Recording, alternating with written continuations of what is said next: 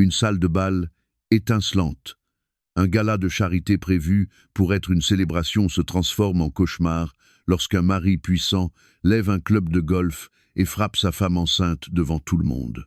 Sa maîtresse rit tandis que la foule reste figée, mais les caméras ne cessent jamais de tourner. Ce qu'il n'avait jamais imaginé, c'est le moment où le père de la jeune femme, un titan de l'industrie, sortirait de l'ombre avec des preuves capables de faire tomber tout son empire.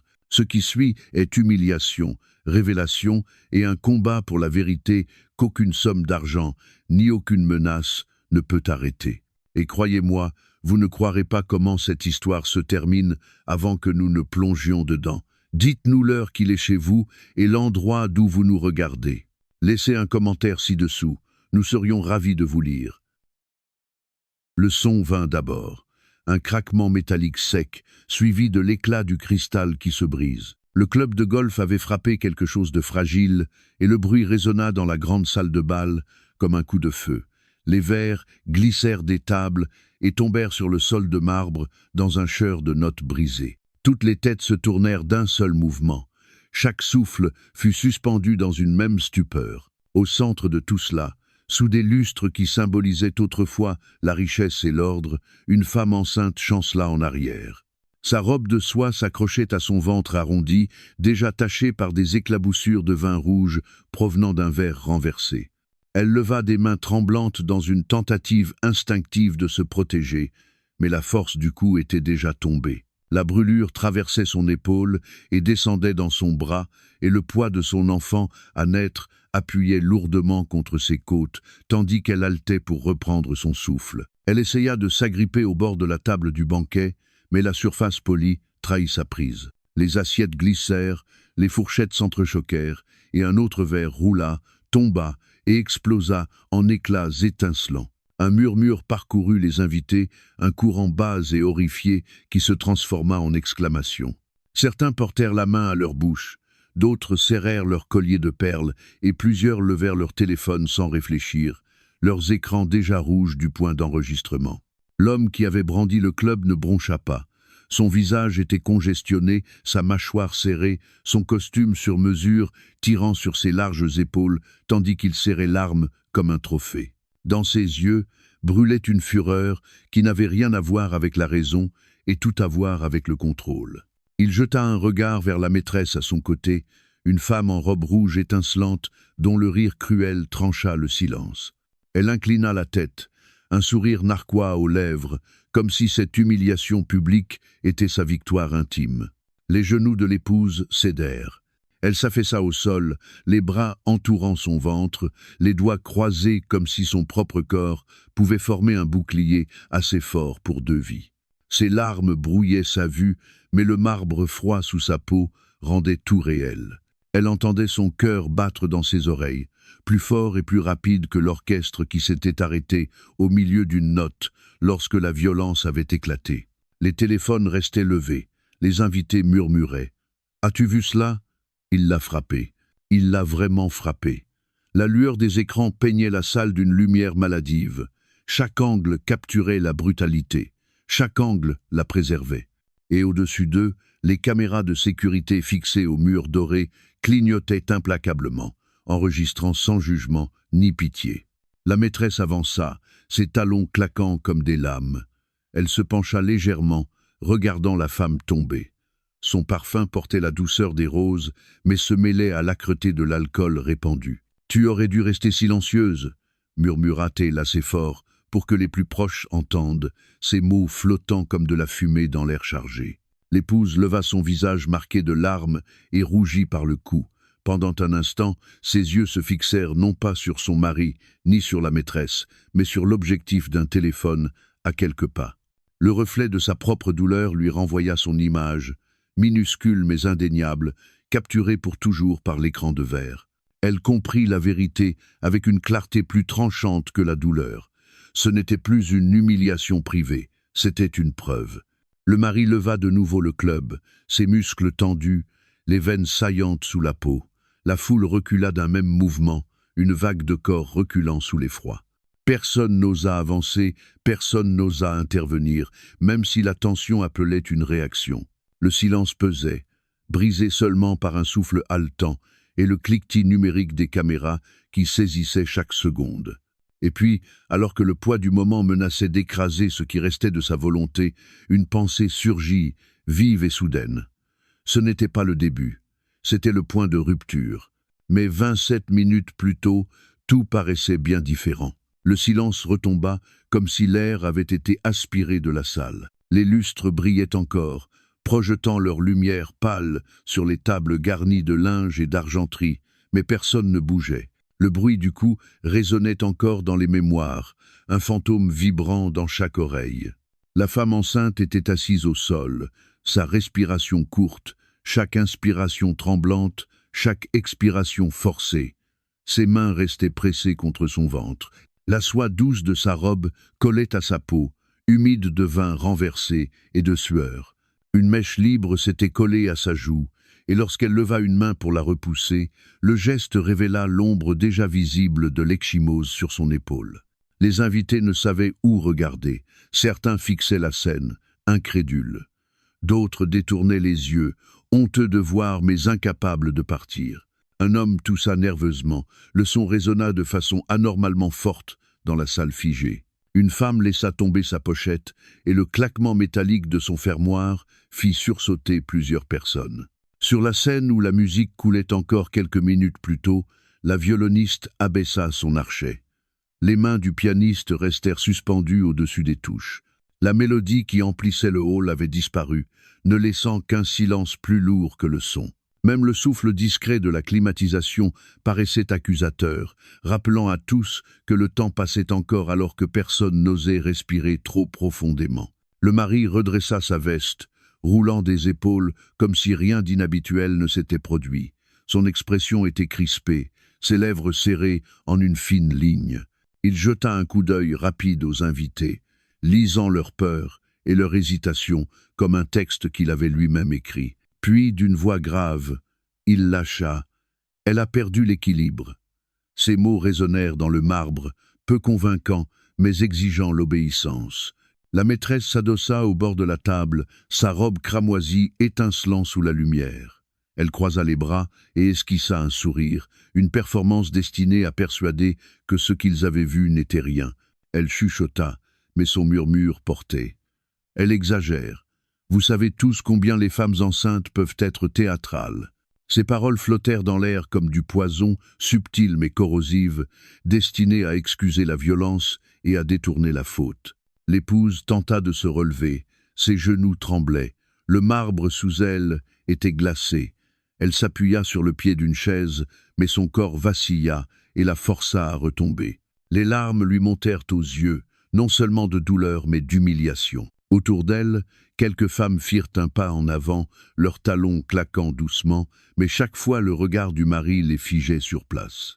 Les murmures traversèrent le silence. « Tu as vu ça ?»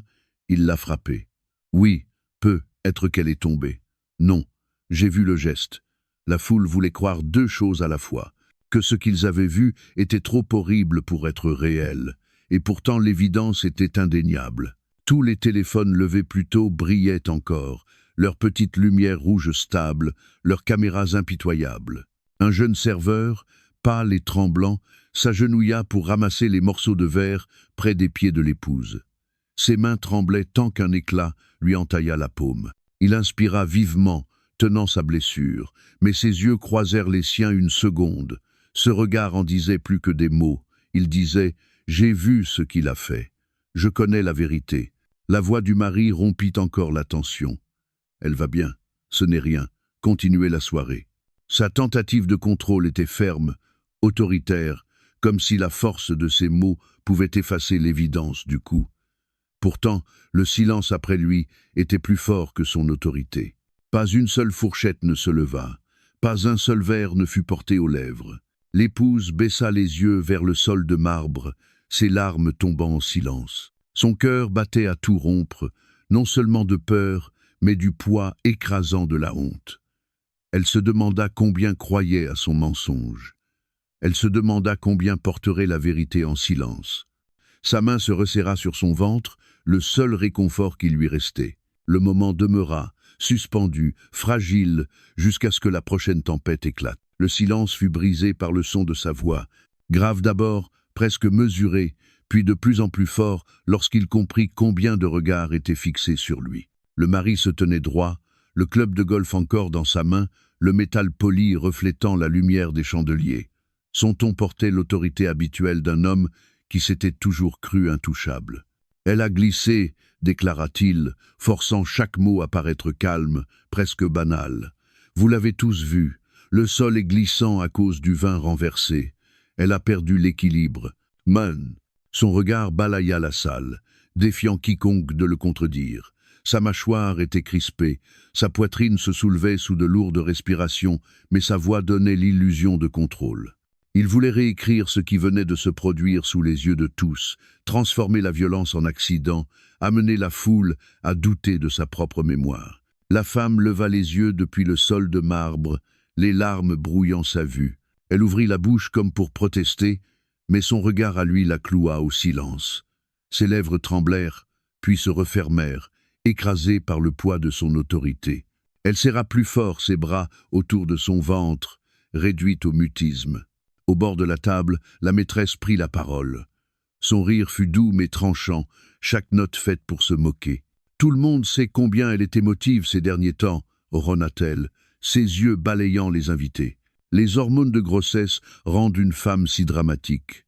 Elle réagit de façon excessive aux moindres détails. Un frisson parcourut la foule, non pas d'assentiment, mais de malaise. Les gens échangèrent des regards, certains secouant la tête, d'autres croisant les bras sur leur poitrine. Pourtant, personne ne parla contre lui. La peur et la politesse sociale les maintenaient figés.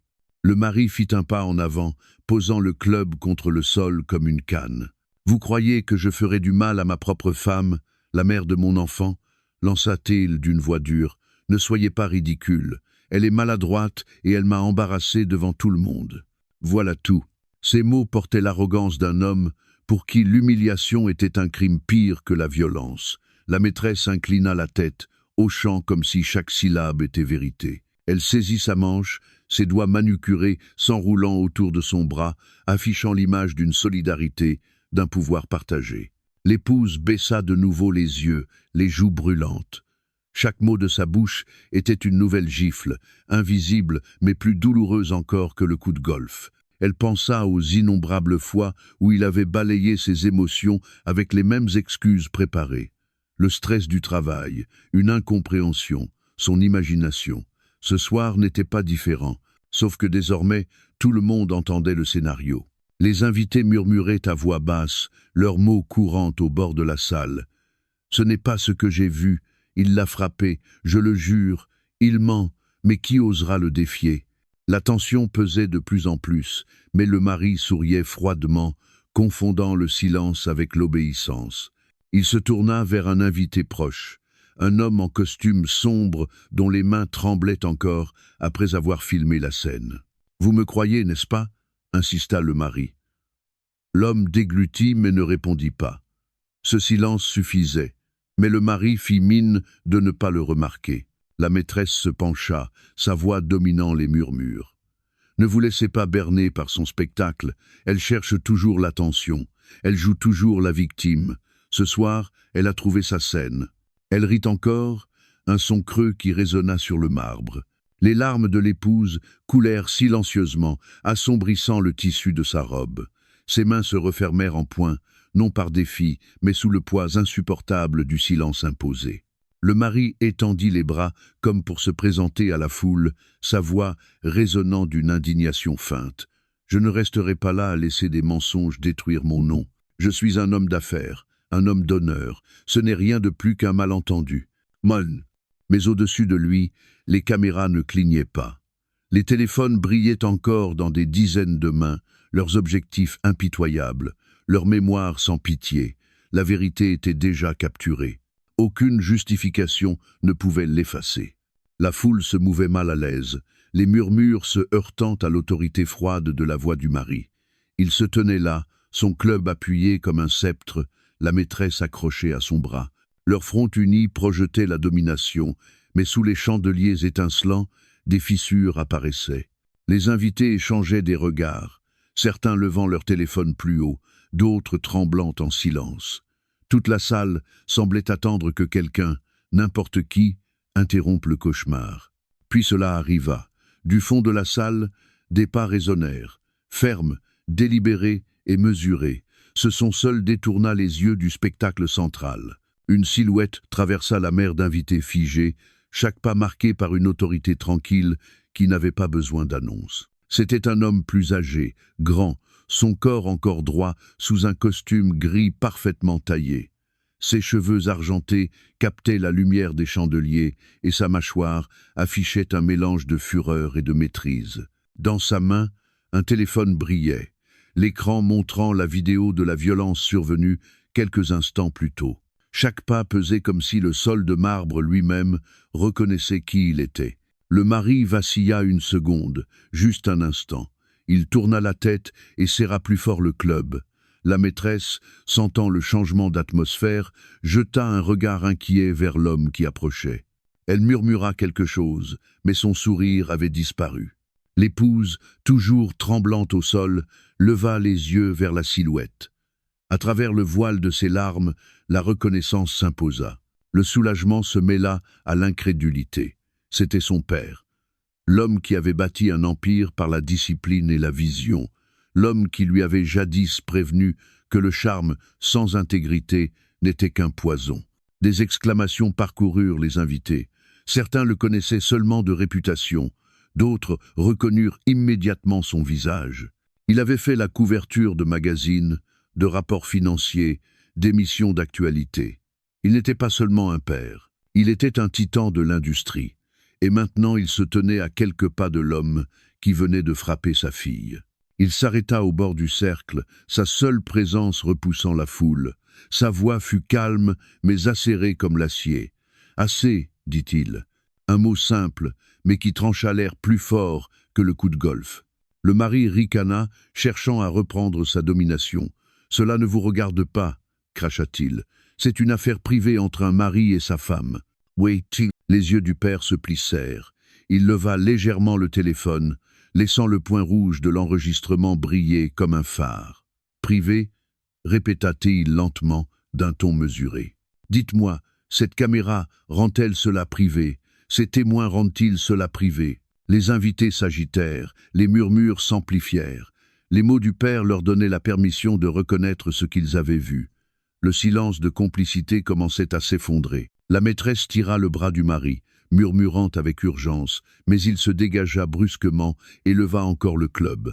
Sa voix se brisa de rage. « Vous croyez pouvoir me dire quoi faire? C'est ma maison, mes règles. » Mais sa voix manquait de la confiance d'il y a quelques minutes. Son autorité lui échappait, remplacée par une peur déguisée en colère. Le père ne broncha pas, il s'avança, son regard fixé sur son gendre. Sa présence tranquille contrastait avec le chaos. Son langage corporel parlait plus fort que les mots. Ce n'était pas un homme qui reculerait. L'épouse serra plus fort son ventre, suivant la scène. Pour la première fois de la soirée, l'espoir naquit dans sa poitrine. Elle n'était plus seule. La salle de bal, silencieuse de peur quelques instants plus tôt, vibrait désormais d'anticipation. Les téléphones flottaient, enregistrant chaque seconde. La vérité avait un témoin, et ce témoin venait d'entrer dans la lumière. Les derniers mots du père furent clairs, fermes et inoubliables. « Tu as franchi la ligne ce soir, et tu en répondras. » La salle vibrait d'un silence pesant, brisé seulement par le souffle lourd des respirations. Le père restait ferme, son téléphone brillant toujours avec une preuve indéniable, tandis que le mari resserrait sa prise sur le club de golf. Son visage était écarlate, sa mâchoire serrée, ses yeux allant de la foule à l'homme qui venait de le confronter. Puis il éclata de rire. Un rire sec, cassant, celui de quelqu'un qui refuse d'admettre la peur. « Vous croyez tous que cela change quoi que ce soit ?» lança-t-il, sa voix montant. « Je possède cette ville, je possède la moitié des personnes présentes dans cette salle. En un seul appel, je peux briser des carrières, vider des comptes bancaires et ruiner des vies. » Les mots restèrent suspendus comme de la fumée. Les invités échangèrent des regards inquiets. Certains se rapprochèrent des portes comme si la fuite était possible, d'autres appuyèrent plus fermement sur l'écran pour filmer. La maîtresse se pencha vers lui, sa robe rouge effleurant son bras. Ses yeux brillaient d'une fierté dangereuse, tandis qu'elle chuchotait assez fort pour que tous entendent. « Dis-leur, chérie. Rappelle-leur qui détient vraiment le pouvoir ici. » Le père ne bougea pas. Son silence était plus lourd que les menaces du mari. Il se contenta de le fixer, laissant l'arrogance de l'homme résonner contre les murs de marbre. L'épouse, toujours au sol, frissonna en entendant les paroles de son mari. Chaque mot confirmait ce qu'elle avait toujours su, mais n'avait jamais pu prouver. Il vivait d'intimidation, de la conviction qu'autrui n'avait d'autre choix que de plier. Le mari pointa le club de golf vers son beau-père comme une arme. « Tu crois qu'être un homme d'affaires te rend plus fort que moi ? Tu crois que ta réputation peut la sauver ?» Sa voix se brisa de fureur. « Je peux t'enterrer avec une simple rumeur. Je peux détruire ton empire avant demain matin. » Un murmure parcourut les invités.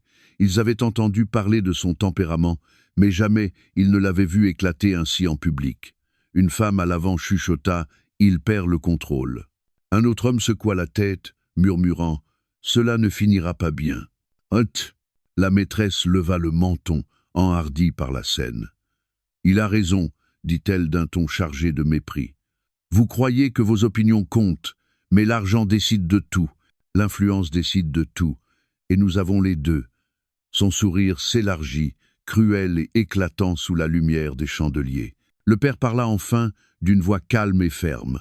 « L'argent ne peut pas effacer ce qui a été enregistré, » dit-il. « Le pouvoir ne peut pas faire taire tous les témoins. » Ces mots tombèrent comme des pierres dans le silence, bâtissant un mur contre les menaces du mari. Le visage du mari se déforma.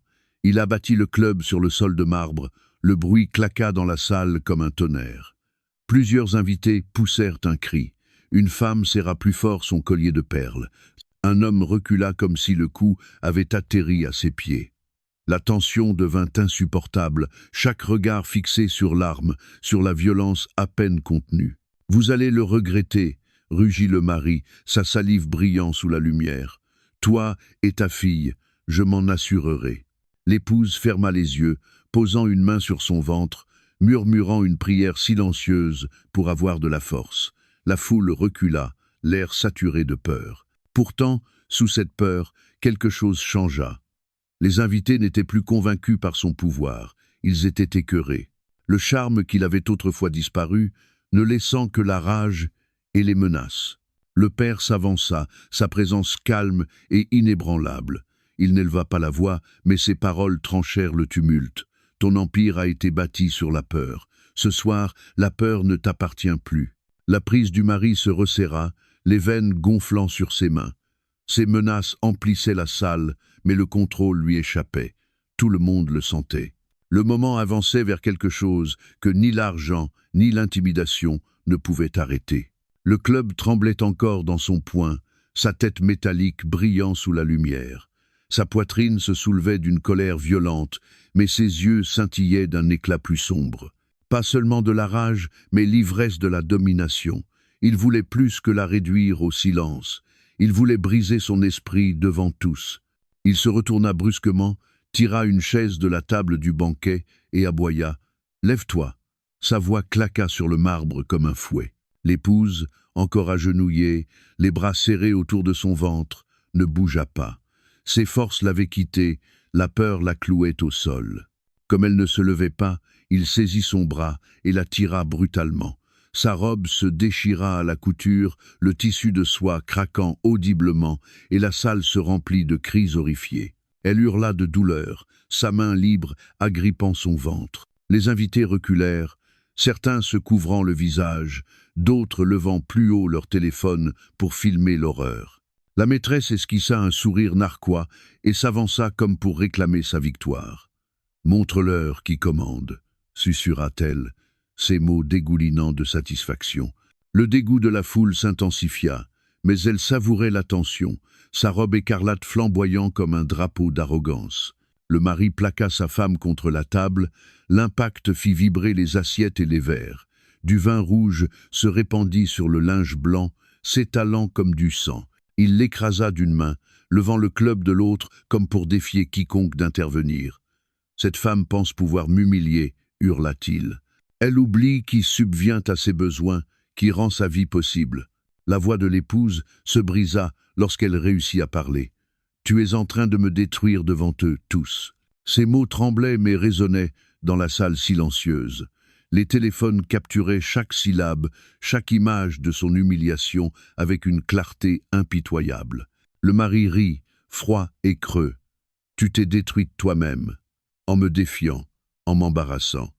Voilà ce qui arrive quand on oublie sa place. » Ces mots blessaient plus encore que les coups. La maîtresse s'appuya contre le dossier d'une chaise, savourant le spectacle. « Tout le monde le voit maintenant, » dit-elle haut et fort, ses yeux brillants. « Il m'a choisi, pas toi. » La foule explosa en murmures. Elle se moque d'elle. C'est trop, quelqu'un doit l'arrêter, mais personne n'avança, paralysé par la violence nue et le poids de ses menaces. Le père se tenait au bord du cercle, son téléphone levé haut, son visage de pierre. Il n'intervenait pas encore, mais son silence n'était pas faiblesse.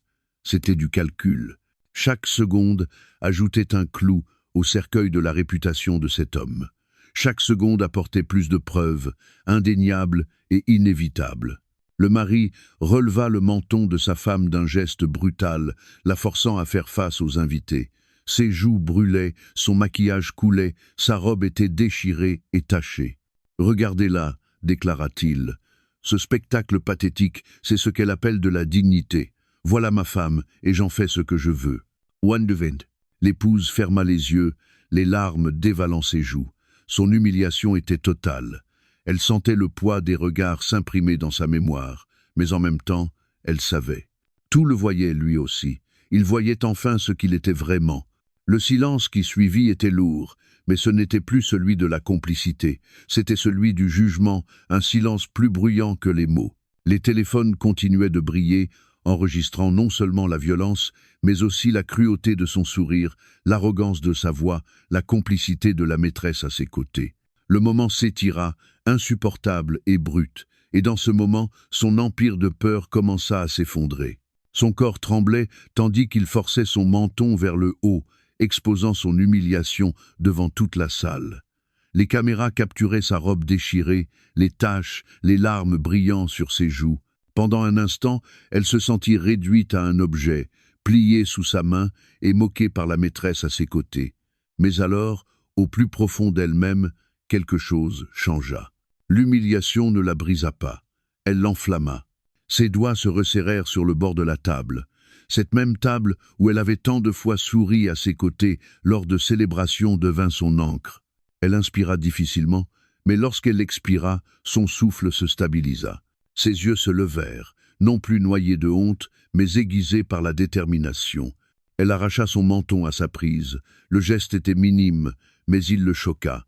Ses sourcils se froncèrent, incrédule qu'elle ose. « Ne me provoque pas », siffla-t-il, sa voix basse, mais suffisamment claire pour la foule.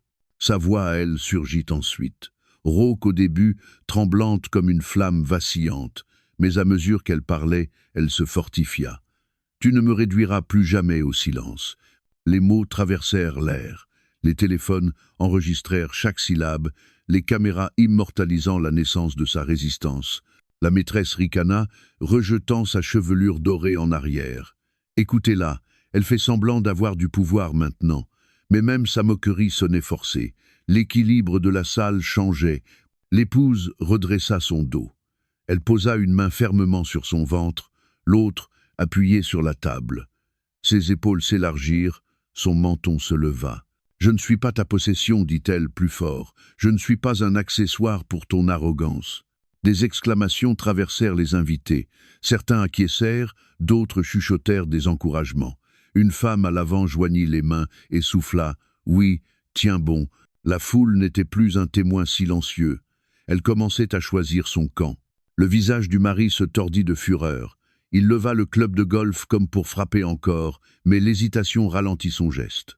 La sérénité de sa défiance l'ébranlait plus que ses larmes.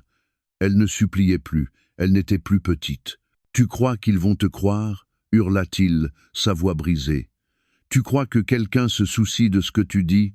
Elle soutint son regard sans faiblir. « Oui », répondit-elle.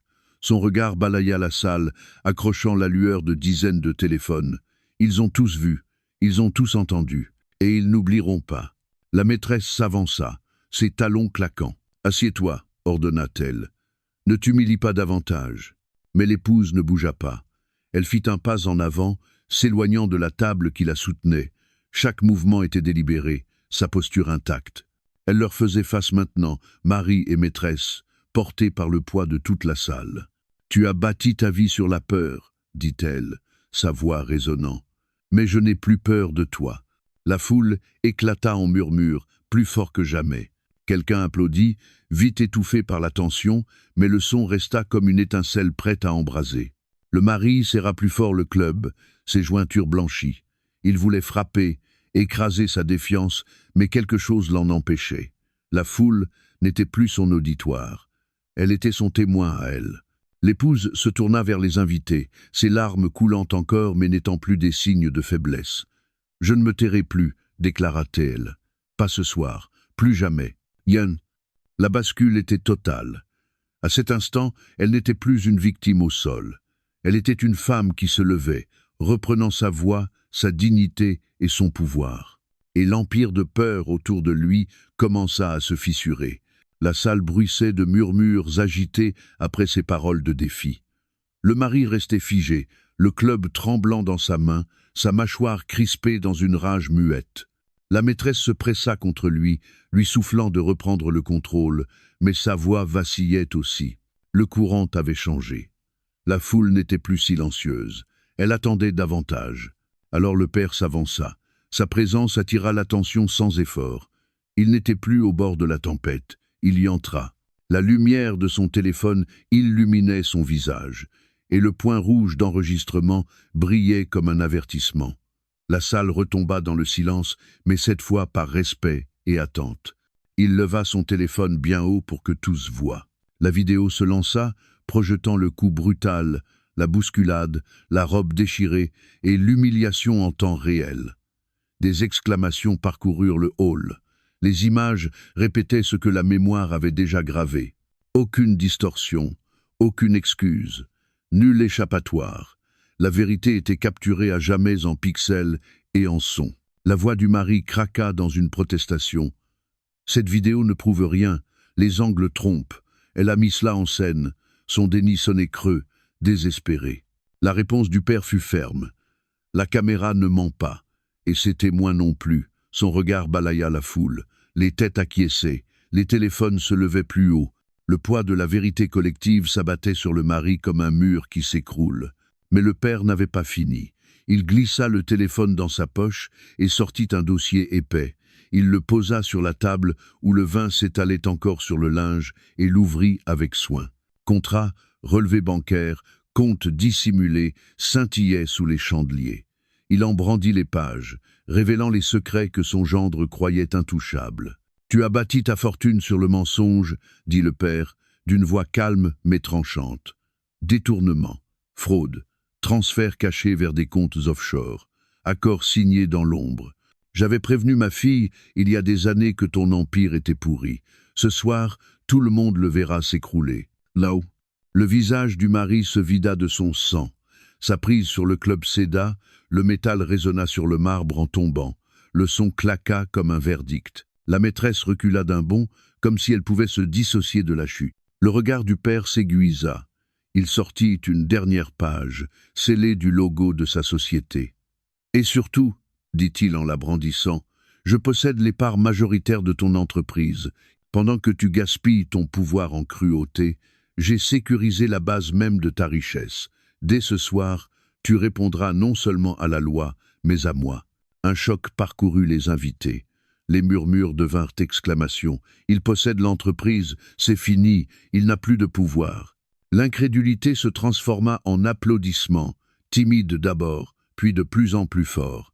Le mari recula, les lèvres ouvertes, mais sans voix. Son empire d'intimidation s'effondrait sous ses yeux. Chaque menace, chaque tentative de contrôle s'écroulait sous la force combinée de la vérité, des preuves et de l'autorité. L'épouse se tint plus droite, sa robe déchirée toujours collée à elle, ses larmes encore fraîches, mais sa dignité restaurée par la présence inébranlable de son père. Pour la première fois depuis des années, elle se sentit protégée, non réduite au silence. Le père se tourna vers elle, sa voix s'adoucissant. « Tu n'es pas seul, dit-il. Puis il se tourna de nouveau vers la foule, son ton redevenant ferme. Ce soir, la vérité est révélée, et elle ne sera plus jamais cachée. La salle explosa. Les téléphones crépitèrent, les voix s'élevèrent, et la chute du mari fut scellée. La vérité avait été dite. Plus aucun mensonge ne pouvait désormais l'effacer. La salle de bal explosa dans le chaos. Les invités qui murmuraient encore dans le doute parlaient désormais à voix haute, leurs voix se mêlant en un chœur de condamnation. Les téléphones crépitaient, les caméras tournaient, et le mari restait au centre de tout, dépouillé de son pouvoir. Son costume, autrefois symbole de réussite, lui collait à la peau comme un déguisement qui ne lui appartenait plus. Il tendit la main vers sa maîtresse, cherchant du soutien, mais elle retira son bras. Ses yeux glissèrent nerveusement vers les sorties. Le sourire cruel qu'elle arborait plus tôt s'était envolé. Elle ne voyait plus en lui un homme de pouvoir, mais un navire en train de sombrer, et elle refusait de couler avec lui. Le mari tituba vers l'avant, ses mots se brisant en fragments désespérés. Tout cela est mensonge, des fabrications. Vous ne pouvez pas croire cet homme. Vous ne pouvez pas la croire.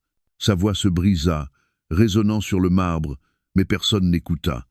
Le poids de la vérité avait déjà écrasé la scène sur laquelle il tentait de se tenir. Les journalistes dans la salle s'approchèrent, leurs micros tendus. Une douzaine de questions fusèrent en même temps.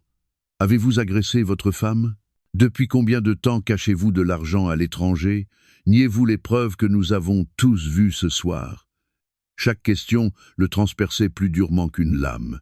Ses tentatives pour les repousser ne faisaient que le rendre plus petit, plus faible, plus pathétique. Le père resta immobile, droit, sa fille à ses côtés. Son silence n'était pas absence, c'était jugement.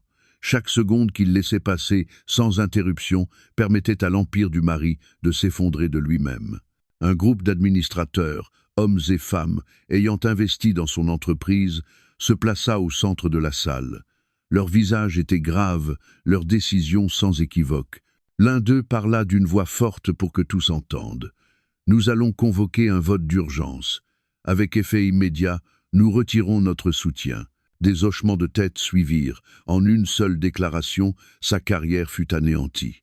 Le visage du mari se tordit de panique. « Vous n'avez pas le droit. J'ai bâti cette société. Vous me devez tout. » Ses supplications sonnaient creux. Les investisseurs se détournèrent, leur loyauté tranchée par l'ennemi le plus ancien de la cupidité, l'exposition. Puis résonna le bruit de chaussures vernies frappant le marbre. Deux agents de sécurité entrèrent, appelés par des murmures déjà parvenus à l'extérieur. Leur présence était calme mais autoritaire.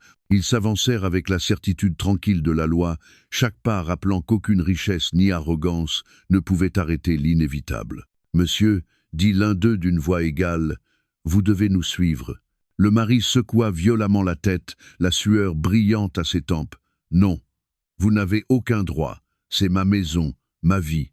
Je contrôle tout ici. » Sa voix monta en hurlement, mais les invités ne reculèrent plus. Ils ne firent que regarder. Certains filmèrent, d'autres secouèrent la tête, dégoûtés. Les agents saisirent ses bras, fermes mais professionnels. Il se débattit, se tordant contre leur étreinte, mais sa force ne servait à rien. Le club de golf gisait oublié au sol, son pouvoir disparu au moment où il avait perdu le contrôle de la foule. La maîtresse cacha son visage pour se protéger des caméras, mais le mal était fait. Son image était figée à ses côtés, intégrée à sa chute. Elle se glissa vers le bord de la salle, espérant disparaître dans la foule, mais les murmures la suivaient comme des ombres. L'épouse se tenait près de son père. Sa robe déchirée et son visage marqué de larmes ne parlaient plus de honte mais de survie. Le regard de la foule s'adoucissait lorsqu'il se posait sur elle. Elle avait enduré et elle avait résisté. Elle n'était plus définie par sa cruauté. Lorsque le mari fut conduit vers les portes, ses cris devinrent des supplications. « S'il vous plaît, attendez, nous pouvons arranger cela. Je peux expliquer. » Mais personne n'écouta. L'empire qu'il avait construit sur les mensonges et l'intimidation s'écroulait sous ses yeux. Le prix de son arrogance était exigé et la note devait être payée. Les portes se refermèrent derrière lui et la salle de bal expira d'un seul souffle. Son règne était terminé. La salle retrouva son calme après la fermeture des portes. Les échos de ses cris s'éteignirent, ne laissant que le doux murmure d'un soulagement discret. Les invités abaissèrent leur téléphone, certains tremblant encore du poids de ce qu'ils avaient vu. Les lustres brillaient toujours, mais leur lumière éclairait désormais autre chose. Plus la violence, plus la peur. Elle éclairait la liberté. L'épouse se tenait avec son père à ses côtés. Sa robe était en lambeaux, son visage couvert de larmes, mais elle se tenait plus droite que jamais. Sa main sur son ventre ne se crispait plus de désespoir, mais reposait doucement en protection. Elle avait subi l'humiliation, mais elle avait aussi parlé, résisté et survécu. Pour la première fois, son silence ne lui avait pas été arraché. Elle avait choisi sa voix, et elle avait été entendue. Le père posa doucement son manteau sur ses épaules. Sa main resta un instant, ferme et protectrice, promesse muette qu'elle n'affronterait plus jamais seule de telles ténèbres. Il hocha la tête vers les portes où le mari avait disparu. « La justice a commencé », dit-il calmement. Ces mots n'étaient pas théâtraux, ils étaient définitifs. Autour d'eux, la foule bougea. Certains s'approchèrent pour offrir du soutien. Une femme glissa un mouchoir dans sa main en murmurant « Vous avez été courageuse ». Un homme en costume sombre inclina la tête respectueusement, son téléphone encore allumé mais désormais abaissé. Même le personnel, autrefois silencieux par peur, s'avança, leurs yeux remplis de solidarité. L'épouse leva le menton, scrutant les visages restés. Pour la première fois, elle ne vit plus de jugement, mais du respect. Elle comprit que son humiliation était devenue sa chute à lui, et que sa survie était devenue sa force. La scène destinée à la détruire s'était transformée en sa libération. Plus tard, sous les lumières plus douces d'un couloir tranquille, elle marcha avec son père. Chaque pas loin de la salle de bal ressemblait à un pas loin de la captivité. Elle inspira profondément, savourant l'air pur, au-delà de l'odeur épaisse de vin et de peur. Sa voix, douce mais ferme, résonna. « Je pensais avoir tout perdu ce soir. Mais je vois maintenant que je ne me suis pas perdu moi-même. » Live.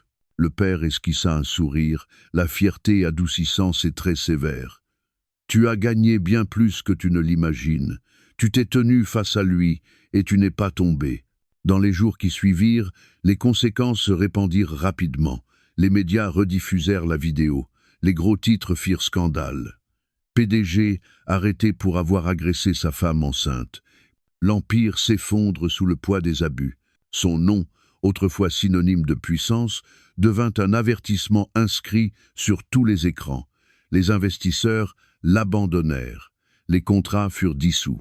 L'entreprise qu'il croyait inébranlable s'effondra sous les procès et les inculpations. Mais pour elle, l'histoire ne s'achevait pas dans sa chute. Elle commençait dans sa reconstruction. Elle rentra chez elle, non pas dans le manoir qui ressemblait à une prison, mais dans un appartement paisible où chaque détail portait sa propre décision. La chambre d'enfant brillait de couleurs douces. Un berceau attendait, les couvertures soigneusement pliées. Chaque petit geste n'était plus assombri par la peur, mais empli d'espérance. Elle entreprit une thérapie, disant enfin les mots qu'elle avait longtemps avalés. Elle trouva du soutien dans des communautés dont elle n'aurait jamais imaginé avoir besoin, mais qu'elle chérissait désormais. Ses larmes parlaient moins de douleur que de délivrance. Chaque rendez-vous médical, chaque battement rassurant du cœur de son bébé à l'échographie lui rappelait que la vie promettait encore. Un soir, elle se tint à la fenêtre, contemplant les lumières de la ville. Le reflet qui lui renvoyait son image n'était plus celui d'une femme brisée sur le sol de marbre, c'était celui d'une survivante, d'une mère, d'une fille qui avait été protégée et entendue, d'une femme qui avait retrouvé sa dignité. Les mots de son père résonnaient dans son esprit, simples et vrais. La justice avait commencé, mais la liberté, elle le comprit, était déjà sienne. Et tandis qu'elle posait tendrement sa main sur son ventre, elle murmura à son enfant à naître « Nous sommes en sécurité maintenant, nous sommes libres